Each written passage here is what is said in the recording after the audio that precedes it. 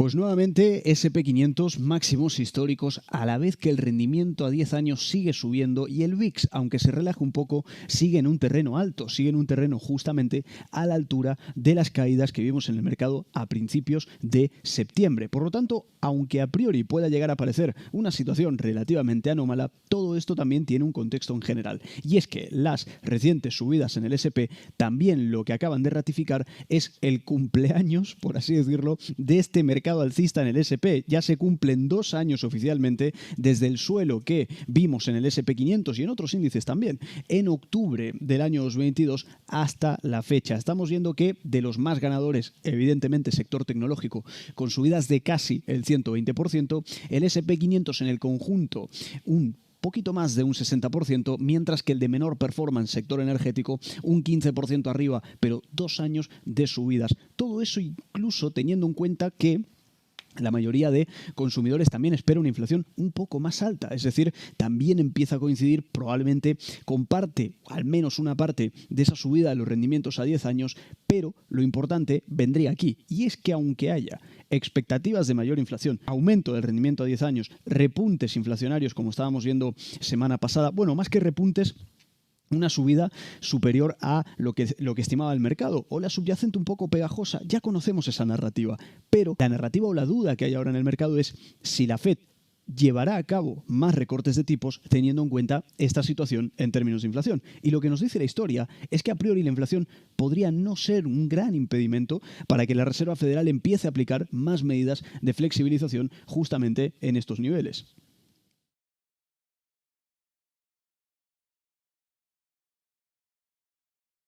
Y es que si prestamos atención a los últimos 10 recortes de tipos y es que si prestamos atención a las últimas 10 pautas o ciclos de flexibilización, nos vamos a dar cuenta que en 10 de los 11 ciclos de flexibilización, de los más importantes de la Reserva Federal, evidentemente, sobre todo contando desde el año 71 en adelante, incluso el nivel de inflación llegó a estar por encima del objetivo. Y ahora estamos justamente hablando de que estamos en un ritmo del 2,4.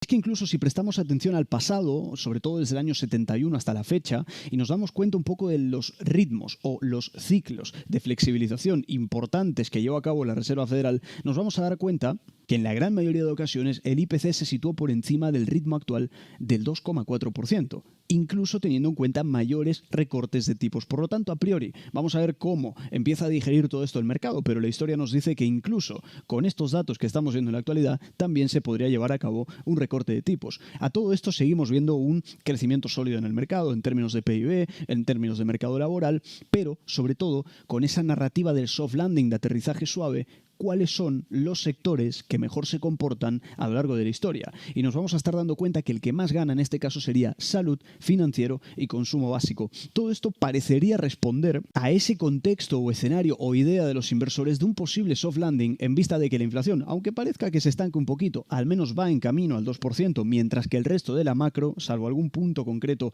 parece no resquebrajarse demasiado, pues evidentemente las teorías de soft landing vuelven a estar encima de la mesa y para ello deberíamos tener en cuenta al menos estos sectores.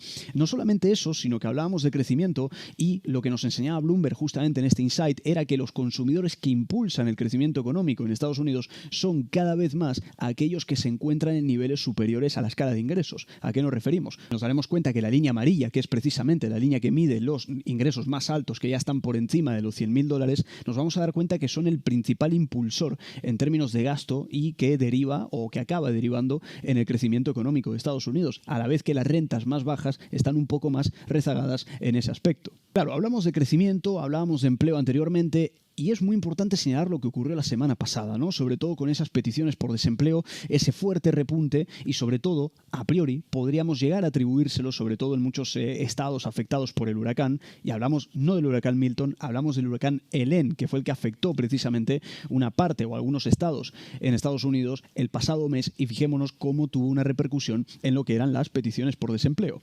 Sobre todo apuntaba Bank of America que los estados afectados por el huracán representaron aproximadamente 12.000 de lo que serían las cifras del aumento. Y aunque realmente esta cifra podría llegar a aumentar, sobre todo de cara a esta semana, teniendo en cuenta el huracán Milton, si nos damos cuenta de un detalle muy importante, vamos a fijarnos que sobre todo las cifras de ahora son menores que la de los huracanes Harvey y Katrina que ocurrieron en su día. Pero también, para muestra un botón y démonos cuenta de lo que llegó a ocurrir en el pasado. Si nos damos cuenta y volvemos un poquito hacia atrás en el tiempo, año 2005, huracán Katrina, démonos cuenta de que cumplen con un patrón en sí. ¿Y cuál es? Vemos un fuerte aumento en peticiones por desempleo debido a los destrozos ocasionados por el huracán, al mismo tiempo que vemos algo similar ocurrido con el huracán Helene. Y ahora que a la vuelta de la esquina vamos a conocer datos probablemente también influenciados por el huracán Milton, podríamos incluso llegar a esperar mayores aumentos en las peticiones por desempleo. Pero, ¿qué suele ocurrir o cuál es el patrón, al menos a lo largo de la historia? Pues evidentemente suelen ser repuntes momentáneos, porque como nos damos cuenta, luego se suele solventar y las peticiones suelen comprimirse nuevamente, evidentemente llegando a un terreno más positivo en ese aspecto. Y a todo esto el SP500, como decíamos al principio, ¿no? A un ritmo, decimos lento entre comillas realmente, porque claro, estuvo lateral entre comillas un tiempo, pero ya estamos viendo cómo sale de esta lateralidad e iba formando ya procesos de canalización. Podríamos llegar a decir lento pero constante. ¿Y por qué decimos lento pero constante? Pues porque evidentemente no sube con la al menos de momento, no sube con la verticalidad que estaba subiendo anteriormente, pero al menos se mantiene constante y sigue rompiendo consecutivamente máximo tras máximo.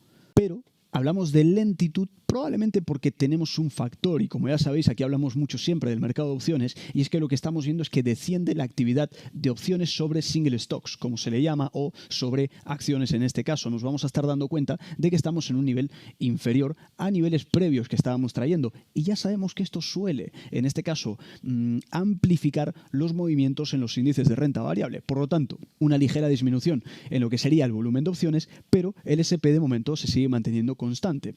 No solamente eso, que evidentemente el mercado de opciones mueve mucho el mercado de los índices, pero también la entrada de capitales. Es decir, comentamos que aunque se mantenga lento pero constante, no obstante sigue habiendo entrada de capitales en renta variable. Démonos cuenta cómo incluso estamos en niveles muy superiores a los que estábamos conociendo de hecho la semana pasada. Y no hay outflows, lo que hay son inflows, es decir, entrada y no salida de capital en la renta variable. Y es que si hablamos de entradas o de salidas de capital hay que hablar también de China y de Japón. Y es que démonos cuenta cómo, sobre todo de Japón, estamos viendo una salida de capitales apenas sin precedentes, superan todos los niveles previos que estamos viendo en la imagen, a la vez que parece estar y seguir, de hecho, habiendo una rotación hacia China. Es decir, este sábado, de hecho, íbamos a conocer en principio más medidas por parte de las autoridades chinas, pero al parecer no ha sorprendido demasiado el mercado y según lo que se ha visto, pues a priori era un poco lo que se esperaba y no han habido más sorpresas. Aún así, sigue habiendo entrada de capital en China con la misma lectura superior de forma exponencial y sin precedentes a niveles previos. Por lo tanto, mucha entrada de capital en Japón y,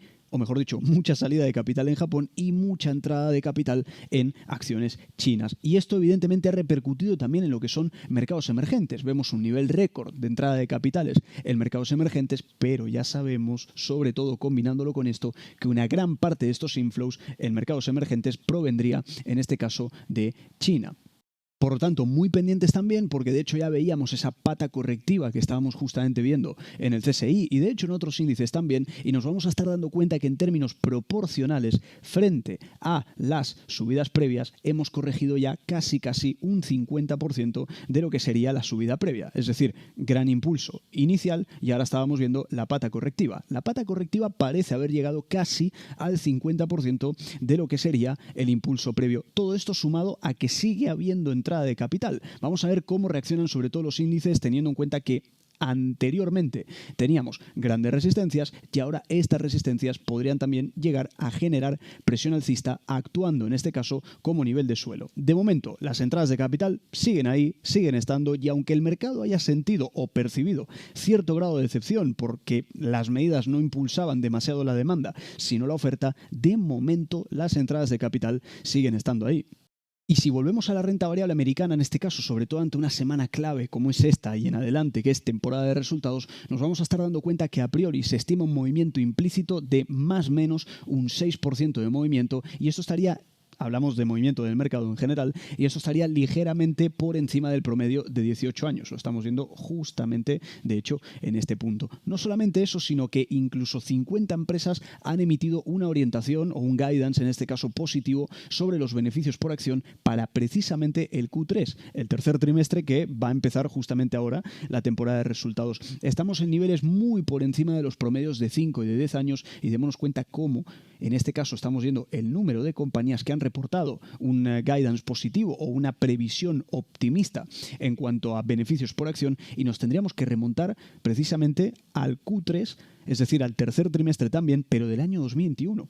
Solo para que hagamos un poco de memoria, démonos cuenta que la imagen que estamos viendo en este gráfico fue todo el año 2020 y todo el año 2021. Un mercado súper alcista, ¿de acuerdo? Pues justamente, en este caso, las expectativas se remontan en niveles muy similares a los del año 2021 también. Por lo tanto, hay un optimismo, al menos por parte de muchas compañías, que se refleja justamente en niveles similares a los que veíamos en estos años. Luego, evidentemente, vino la gran corrección, pero hasta entonces veíamos también fuertes subidas en los índices. Da la casualidad también que coincide con las subidas actuales. Pero ¿quién reporta justamente este optimismo en cuanto a los BPAs? Pues evidentemente el sector tecnológico. Lo estamos viendo aquí de forma muy clara y justamente nos va a decir lo que estamos diciendo justamente ahora. Sector tecnológico con el EPS, es decir, los BPAs, el guidance, la previsión de los BPAs positivos también y lo que decíamos justamente antes. Niveles similares a los del mercado alcista previo que estábamos viendo en el año 2021. Por lo tanto, una semana interesantísima. Vemos que pese a todo, el SP se sigue manteniendo optimista, pese a ese ligero y pequeñito repunte inflacionario en algunas lecturas subyacentes que estuvimos viendo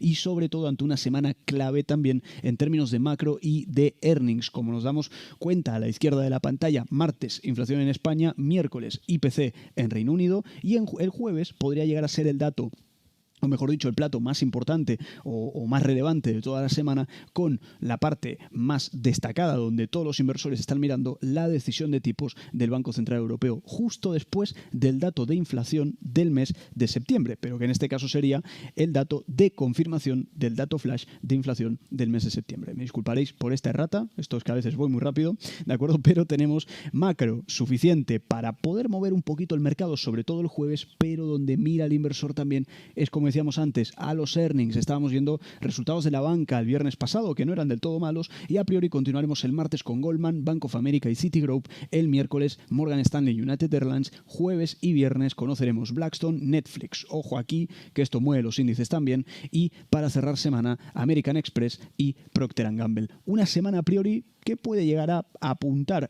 al ritmo del mercado actual, sobre todo para saber si vamos a tener una continuidad o no con estas últimas subidas y estos nuevos niveles de máximos históricos que estamos llevando o viendo, y sobre todo viendo que el nivel de opciones, aunque haya disminuido, de momento el mercado parece que no se resiente y quiere continuar con el rumbo que ya traía en sesiones anteriores. Como siempre, muchísimas gracias y nos vemos en el próximo vídeo.